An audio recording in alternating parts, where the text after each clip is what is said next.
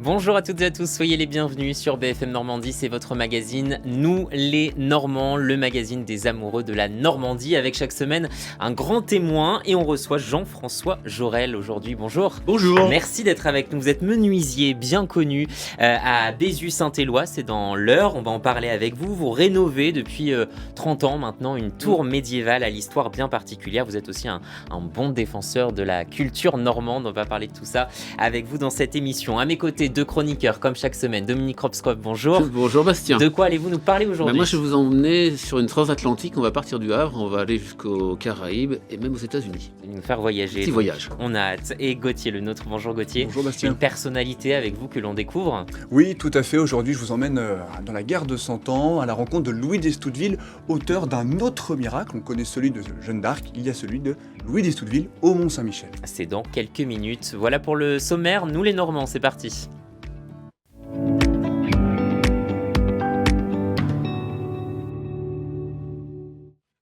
Jean-François Jorel, je le disais, vous restaurez depuis une trentaine d'années maintenant une bâtisse moyenâgeuse, ça s'appelle la tour de la Reine Blanche, c'est à Bézu-Saint-Éloi dans l'Eure. Dites-nous d'abord à quoi ça ressemble cette tour. Alors, quand on dit la tour, parce que c'est plus facile de l'appeler la tour de la Reine Blanche, vu que c'est son nom historique, mais c'est plus qu'une tour. Il y a une tour, il y a une salle d'armes, et c'est un ensemble, c'est une espèce de vieux manoir normand qui fait partie de la chaîne de défense qui était sur le bord de l'Epte, qui était la frontière de la Normandie. Donc c'était une ancienne forteresse, tout en pierre, puisque aux alentours de la moitié du XIe siècle, tous les châteaux en bois vikings ont été détruits au profit de forteresses qui ont été réalisées en pierre, bien sûr plus durables. On va voir quelques images pendant qu'on se parle. Ça représente quoi comme surface? À peu près 80 mètres carrés habitables aujourd'hui, puisque c'est un gîte médiéval. Ouais, vous l'avez transformé en gîte. J'ai transformé en gîte, j'ai mis 31 ans pour en arriver là. Gros chantier. Très gros chantier. Heureusement, des entreprises, des artisans, mes fils, des amis, quelques copains qui m'ont aidé, mais aussi beaucoup de moments de solitude. Ouais, ça a été quoi d'ailleurs le plus compliqué dans ce travail de longue haleine? À chaque fois qu'on me pose la question, j'ai toujours la même réponse. Les joints. J'ai fait des kilomètres de joints. Pendant des heures, j'en pouvais plus. Je rêvais des joints. Mais parce que tous les joints d'époque avaient été faits avec une sorte de sable qui s'était désagrégé au fil du temps. Ouais. Et donc, il a fallu refaire ça avec de la chaux, un mélange de chaux et de sable. Et j'ai passé des heures debout sur des escabeaux. Oui. De vous en train de faire ces travaux, justement, dans cette bâtisse en pierre. Vous avez compté le nombre d'heures que vous y avez passé? Entre 8500 et 10 000 heures. Quand même. Pourquoi le nom, d'ailleurs, de la Reine Blanche? Alors, la tour de la Reine Blanche, bien souvent, les gens se disent Blanche de Castille. C'est pas du tout Blanche de Castille, c'est Blanche de Navarre. Le château de Naufle-Saint-Martin était la demeure royale de Philippe VI de Valois et qui s'était marié avec la Reine Blanche en 1348. Blanche avait 17 ans et demi, le roi 60 ans. Et dans les livres d'histoire, il est marqué que 7 mois après leur mariage, le roi Philippe VI de Valois est mort subitement de passion amoureuse. Toute une histoire. Tout un programme. Tout un programme. Qu'est-ce qu'il dit de vous, ce lieu, aujourd'hui? Écoutez, ça a été, en fin de compte, l'élément qui a fait que j'ai dirigé ma vie, en parallèle de ma vie professionnelle à la menuiserie. Ma vie a été un peu dirigée par les travaux de cette forteresse, parce que lorsque j'ai eu 31 ans, j'ai pris cette décision sans savoir où j'allais, ni en termes de temps, ni en termes financiers. Et en fin de compte, je me suis dit, le jeu en vaut la chandelle, je me lance dans le vide, on y va, on verra comment ça va se passer. Bon, voilà, ça s'est passé. Ça s'est passé, vous êtes fier aujourd'hui? Ah ouais, je suis très content, très fier. Et vous savez, à chaque fois que je passe la grande porte en bois, quand je rentre dans la salle d'armes, the gate, on change de dimension. Et vous nous disiez juste avant qu'on prenne l'antenne, en fait, finalement, ces travaux, ils ne s'arrêtent jamais vraiment. Oui, moi j'ai démarré des travaux. J'espère que la tour, je l'ai sauvée de l'infiltration des eaux. Parce que quand j'ai commencé il y a 31 ans, enfin en 1993, il y avait des racines, il pleuvait à l'intérieur, elle était recouverte de lierre. Enfin, elle était dans un état terrible. Et encore quelques années, et elle aurait pu s'effondrer. Donc je pense que je l'ai sauvée pour peut-être 5 siècles. Maintenant, il faudra un autre Barjot dans 5 siècles. C'est un lieu que vous avez déjà visité l'un et l'autre, Gauthier, Pas Dominique? pas encore pour moi en tout cas. Encore, j'ai eu l'occasion de faire un sujet, comme on dit, dans un ouvrage qui s'appelle La Normandie se découvre, comme par hasard, sur vous, c'est vrai, parce que c'est vrai. Moi, ce qui m'avait intéressé, c'est l'entreprise de jouets, en fait. Parce que vous avez deux passions. Ah bah, l'entreprise de jouets, là, je suis comme Obélix. Hein.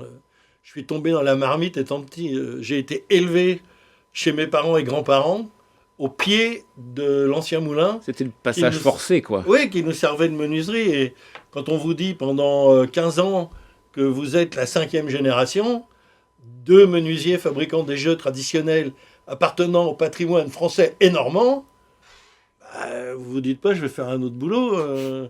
Vous êtes né là, on vous a inculqué des valeurs d'artisan, et puis naturellement, vous continuez. Et là, mon fils, qui est la 6e génération, a repris derrière moi. Et son fils, qui va avoir 8 ans la semaine prochaine, est peut-être bien parti pour continuer à C'est une faire belle des jeux en chance. bois. C'est vraiment une chance, quand même. Hein. Ouais, c'est une histoire Ouais. de famille avant tout. C'est une vraie histoire de famille, c'est une tradition familiale qui n'est pas facile à gérer, parce que les époques changent très très vite. Et nous, on travaille, on est dans le non-temps. Les arbres, ça se coupe à une certaine période, ça met un certain temps pour pousser. Il y a une certaine façon de travailler du bois, et nous, on ne peut pas se laisser pénétrer par la vitesse d'Internet tout le temps.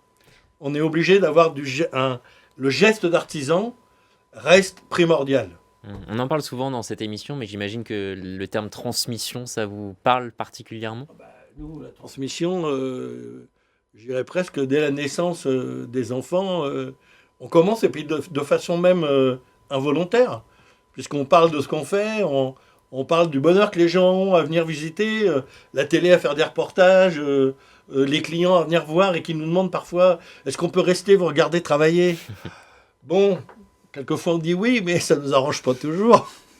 Mais on sent bien que y a... Le mot patrimoine, il est lourd, là. Il y a un patrimoine au niveau du geste, au niveau du métier, et la transmission du geste, mais de l'idée, est importante. Vous êtes combien en France à faire encore ce métier? Je pense qu'on peut... Sur les doigts de la main? On peut se compter, oui.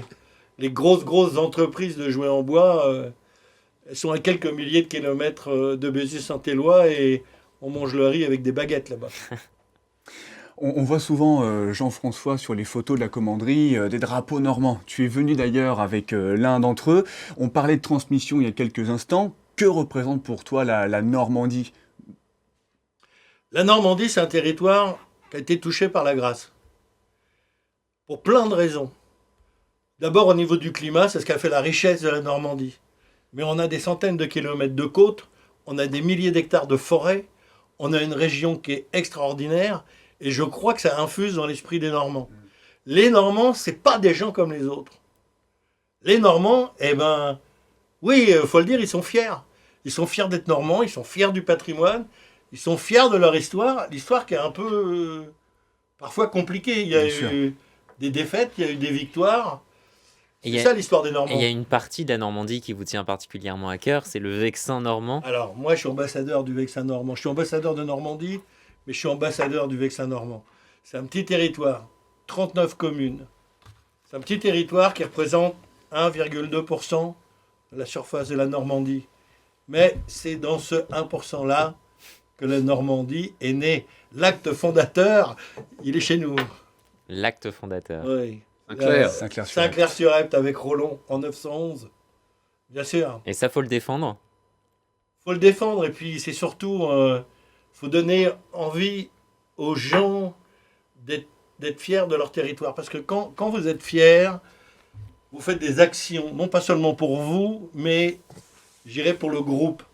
Et les Normands, quand on voit l'état d'esprit d'un salon comme l'extraordinaire Fesneau, Le festival de l'excellence normande. Le festival de l'excellence normande. Et là, tout est dit. Les gens sont heureux de se retrouver au Féno. Des Normands qui exposent pour des Normands visiteurs. Il y a une fraternité, il y a quelque chose de... C'est pas, on va pas dire magique, mais il y a quelque chose de très humain dans ce salon, qui est le bonheur de partager des valeurs. Alors, on parlait de défendre justement le patrimoine. On va parler d'un défenseur du Mont-Saint-Michel, en l'occurrence Louis d'Estouteville. Qui est-il ? Oui, tout à fait. Louis d'Estouteville est né aux alentours de l'année 1400. Il est décédé en 1464. C'est un descendant d'une grande famille de la noblesse normande. Il a occupé plusieurs casquettes, seigneur de Valmont, seigneur d'Osbec, et il a été notamment capitaine du Mont-Saint-Michel, lieu dans lequel il s'est révélé. L'homme du Mont-Saint-Michel durant la guerre de Cent Ans ? Voilà, c'est ça, tout à fait, puisque en 1425, le roi Charles VII décide de faire appel à ce noble chevalier pour justement venir contrecarrer les plans anglais. Toute la Normandie était alors occupée par les forces anglaises, nous sommes en pleine guerre de 100 ans, et le chevalier d'Estouteville, accompagné de 119 soldats, a pris possession du Mont-Saint-Michel pour le maintenir entre les mains du royaume des Francs. Alors rien n'a été épargné, un autre Normand, un autre Français, j'ai envie de dire, puisque le roi d'Angleterre avait des vues sur le mont Saint-Michel. En 1423, le roi d'Angleterre, Henri VI, dans un acte, demande la reddition du mont Saint-Michel, refusé par Louis d'Estouteville. Il y a eu ensuite bon nombre de fortifications bâties à Pontorson, à Genêt, à Ardevon et même sur l'îlot de Tomblaine aux alentours du mont Saint-Michel pour justement venir encercler les forces françaises qui, paradoxalement, n'a pas fait peur à notre brave Louis d'Estouteville et ses compagnons. Une bravoure inspirante, en tout cas, pour le royaume ? Voilà, parce que durant 30 ans, Louis d'Estouteville aura tout fait pour que le Mont-Saint-Michel reste normand, avec plusieurs épisodes, plusieurs attaques, mais une à retenir, très cher Normand, il s'agit de la date du 17 juin 1434. Là, un certain Thomas Scales, représentant du royaume d'Angleterre, décide de prendre une fois pour toutes le Mont-Saint-Michel. Venu, certains spécialistes disent, avec 600 soldats, d'autres 8000, d'autres 20 000, bon bref, avec une armée conséquente, prête pour un siège, et des bombardes, des canons. Alors, les soldats se sont donc massés autour du Mont-Saint-Michel. Une brèche a été ouverte dans la tour dite nommée Béatrix, aujourd'hui nommée la tour de la Liberté. Les Anglais sont entrés au cri de « Ville gagnée, nous avons gagné ». Sauf qu'en fait, c'était un piège. Les 119 soldats ont laissé les entrées anglais pour finalement les encercler et les bouter en dehors du Mont-Saint-Michel, sauf que ça ne s'est pas arrêté là. Thomas Scales lui-même a été obligé de prendre les armes, il fut renversé dans la fuite de ses troupes, laissé pour mort sur la grève du Mont-Saint-Michel. Bon nombre de ses soldats sont partis se réfugier à Pontorson, à Genêt et même jusqu'à Fougères. En dehors de la Normandie, ce fut une terrible défaite cuisante pour les Anglais.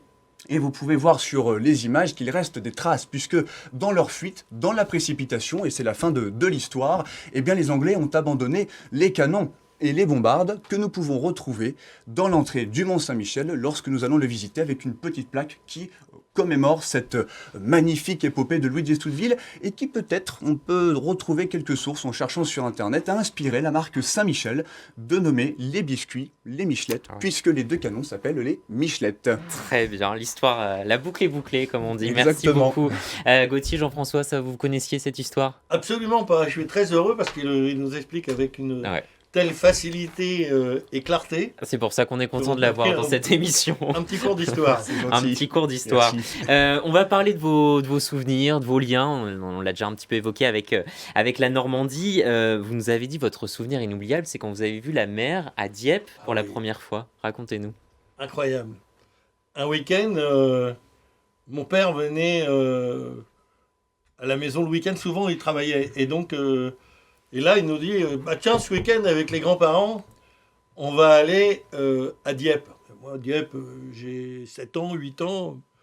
Dieppe, je ne sais même pas où c'est. Et je dis, mais vous allez voir la mer.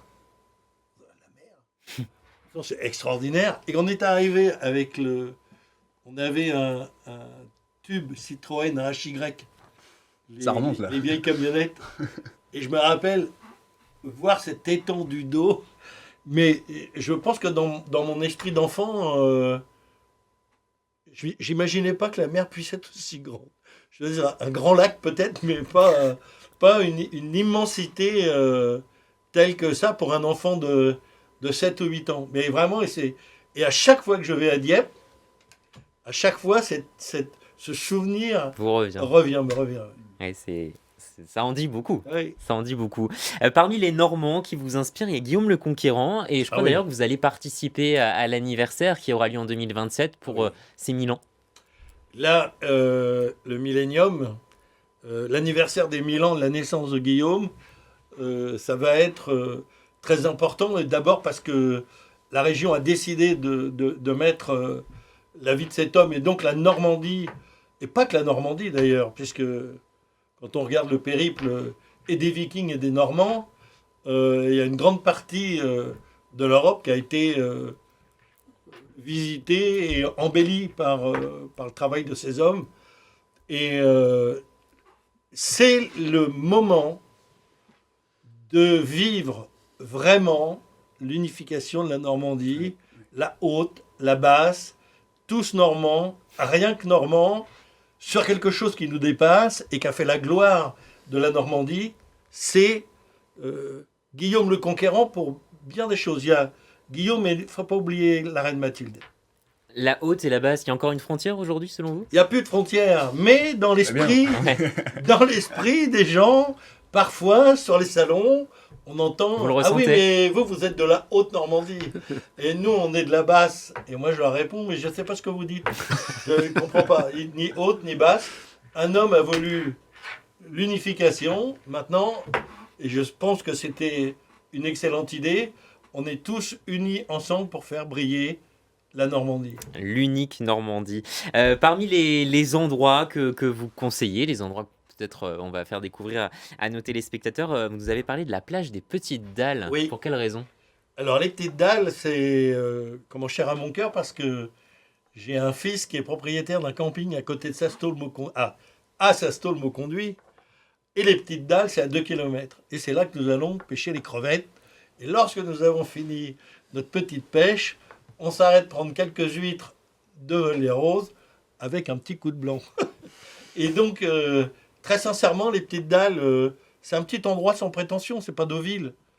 Mais il y a de l'humain, il y a des vrais partages, du charme, et il y a des gens du cru qui sont pas avares d'histoire de ce qu'ils vivaient quand ils étaient enfants, la pêche des homards à la main, la pêche des tourteaux à la main.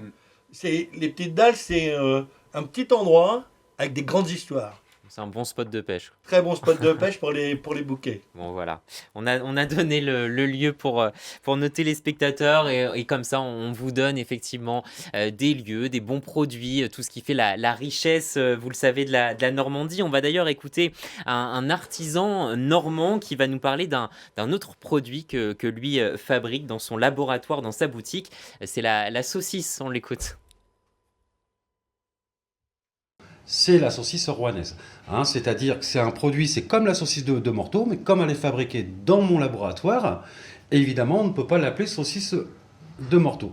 Donc voilà, on fait un fond de vin rouge à l'échalote, donc c'est qu'on fait réduire, et on mélange avec notre viande de porc, et tout ça, on le passe au fumoir. Très bien avec des lentilles, du chou, une potée, voilà, dans tout ce qu'on peut faire avec ça.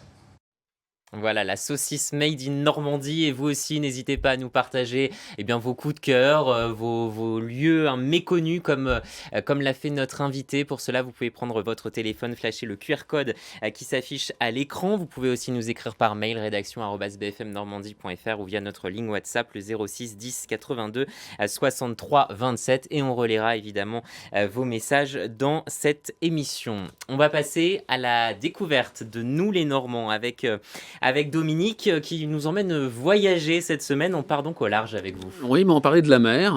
Je ne sais pas si vous aimez voyager J'adore la sur un mer bateau. et je vais faire de temps en temps des petits tours à la pêche au large d'Étretat. Je vous emmène encore un peu plus loin. Connaissez-vous Thau ou Transoceanic Wind. Non. Non, alors c'est le respect de l'environnement et de l'humain qui est au cœur de la vision. Ça va vous parler de l'entreprise qui est bretonne, qui n'est pas normande, je suis désolé, Personne n'est mais parfait. elle opère au départ du Havre. Et ça, c'est important. Fondée en 2011 par Diana Mesa et Guillaume Legrand, Transoceanic Wind est un leader mondial du transport à la voile. Parce que vous le savez maintenant, on transporte de plus en plus de marchandises à la voile. Alors justement, que transportent ces voiliers? Alors en quelques mois, les cales des voiliers ont transporté du café, des spiritueux, des vêtements, des produits pharmaceutiques, du matériel électronique ou encore des batteries et du parfum. Alors je peux vous citer des marques, hein, on va en citer plusieurs, comme ça on ne fera pas de jaloux. Belco, Martel, Mom, Perrier et Jouet, Havana, enfin beaucoup d'alcool aussi, hein, faut pas se le cacher. Et les premières traversées ont eu lieu il y a déjà quelques mois. Et c'est l'Anemos qui a commencé les premières traversées au départ du Havre, suivi maintenant par l'Artemis, parce qu'il y a 2 bateaux. C'est le 2e voilier cargo de la compagnie de transport TO, donc a rejoint le port d'attache début 2025. Donc 2 bateaux depuis le début de l'année qui travaillent et qui voguent vers les États-Unis notamment. Et on parle, Dominique, de transport décarboné et même au-delà. Alors oui, les bénéfices des navires de cette flotte TO vont bien au-delà du CO2 évité. Alors il n'y a pas de fioul lourd, pas de méthane, pas de bruit sous-marin, on le réduit de 98%, une autonomie portuaire grâce à des grues embarquées, et l'Artemis accueille régulièrement, c'est ça qui est intéressant, des passagers. 6 cabines sont disponibles. Alors si vous avez envie de partir, eh bien vous pouvez vous inscrire, parce que la compagnie vous emmène assez loin. Chacun des voiliers dispose donc de 6 cabines de 12 mètres carrés, donc c'est assez confortable. 2 sont équipés de lits superposés et de 4 et de 2 lits simples. Ainsi, la compagnie vous propose 5 routes qui sont ouvertes aux passagers. Alors, à l'aller comme au retour, hein, vous faites le transport évidemment avec les marchandises. Alors, il y a le Havre New York, c'est mythique, hein, c'est la transatlantique. D'ailleurs, sur les transatlantiques, il y avait vos jouets à une époque? Il y a eu nos jouets et puis il y a eu surtout un événement qu'on avait monté avec le président qui s'appelait le président Ruffnack. Et on avait fabriqué 1000 bouteilles de Bordeaux en bois. Ah bah, voyez. Et on les avait jetées dans la mer avec le numéro de la région Normandie. Ben voilà. Donc le Havre New York, on peut aussi se rendre à Pointe-à-Pitre en Guadeloupe, se rendre aussi au Brésil, à San Sebastián, à Puerto Barrios au Guatemala, ou encore à Santa Marta en Colombie, très joli pays d'ailleurs. Et la route Le Havre New York est donc la plus régulière, il faut se le dire, c'est celle-ci, puisqu'en 2025, 10 allers-retours ont été programmés, et il faut prévoir une 20aine de jours à l'aller et 17 au retour, suivant les vents, bien évidemment. Et lorsqu'on part à bord de ces voiliers, est-ce qu'il faut disposer de beaucoup de temps? Et oui, évidemment. On parle de 15 à 17 jours, mais ça peut être 20, évidemment. Alors, TO a déjà enregistré quand même 1000 réservations sur service voyageurs, donc ça fonctionne bien. Alors, ce n'est pas un service de croisière, il faut bien le préciser. Il s'agit avant tout du transport vélique. Il n'y a pas de date de départ, donc on vous appelle un petit peu à la dernière minute. Tout dépend des conditions météo, on l'a dit. Et d'ici au milieu de l'année 2027, TO espère quand même avoir une flotte de 8 voiliers, ce qui est pas mal du tout. Pas mal. Donc, c'est on peut dire un transport d'avenir. C'est vrai qu'il y a TO, mais il y a d'autres entreprises qui se lancent aussi dans ce créneau. Pour tout renseignement, il y a un site internet to.eu et vous aurez tous les renseignements. Il faut prévoir un petit peu d'argent, c'est pas donné. Évidemment, mais ça donne envie de partir en vacances. Merci beaucoup, Dominique. On va terminer cette émission avec notre rubrique Question pour un Normand.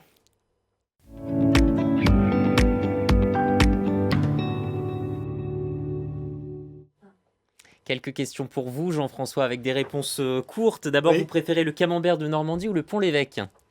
Allez, le camembert de Normandie. Le camembert. La torgoule ou la tarte normande? La tarte normande. L'abbaye du Mont-Saint-Michel ou l'abbaye du Miège?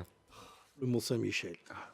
On en parlait il y a quelques Ah instants. ben oui, je suis un fidèle du Mont-Saint-Michel et c'est extraordinaire. Extraordinaire. C'est pas simplement une promenade, il y a quelque chose de spirituel. La plage de Ouistreham ou la plage de Dieppe? Les pommiers du pays d'Auge ou les vergers du pays de Bray? Alors, allez, les vergers du pays de Bray, parce que j'ai quelques artisans qui sont producteurs de Calvados. Le cimetière américain de Colville ou le cimetière britannique de Bayeux? Américain de Colville. Lieu Incroyable. incroyable, Une émotion. saisissante. La pêche à pied à Agon-Coutainville ou à Velette-sur-Mer? À Valette-sur-Mer. Je l'aurais parié. La fête de Guillaume le Conquérant à Falaise ou les fêtes Jeanne d'Arc à Romans? Les deux, mon commandant. Une balade dans le centre-ville du Havre ou bien une balade dans celui de Saint-Lô? Qu'est-ce que vous préférez? Saint-Lô. Saint-Lô? Saint-Lô, oui. Parce qu'il y a plus de d'authenticité et il y a eu moins de dégâts causés par la dernière guerre mondiale. Et puis pour finir, un déjeuner en terrasse, je vous emmène plutôt à Trouville ou à Étretat?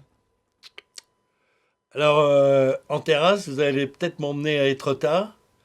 J'ai plein d'autres adresses, mais ça sera pour une prochaine fois. Ça sera pour vous, reviendrez nous en parler. Merci Oui. beaucoup, Jean-François Jorel. Merci de nous avoir parlé C'est moi qui vous remercie. de votre passion, de cette tour de la Reine Blanche à Bézu-Saint-Éloi, c'est dans l'Eure. Merci beaucoup d'être venu sur ce Merci. plateau. Merci à tous les deux Merci, de Bastien. m'avoir accompagné. Émission à retrouver sur notre application BFM Normandie. Et puis on se retrouve très vite pour une nouvelle émission de Nous les Normands. Restez avec nous.